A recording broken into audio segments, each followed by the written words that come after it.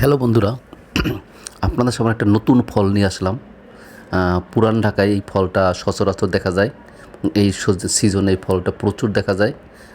বলুন তো এই ফলটার নাম কি? দেখেন এই আপা ফলটা খাইতেছে, কিভাবে খায় দেখেন। দেখতে থাকেন। প্রথম ফলটা ছুলতে হয়। ছোলার পরে যে ভিতরের জিনিসটা, সাদা যে অংশটা, ওই যে ছুরি বের করতেছে। এই যে ভিতরের অংশটা, এই যে খাইতেছে দেখেন। হ্যালো বন্ধুরা, এই দেখেন আরেকজনে ছুলতেছে এই ফলটা। ছুলে সুন্দর করে বাইরের অংশটা ফেলে দেবে।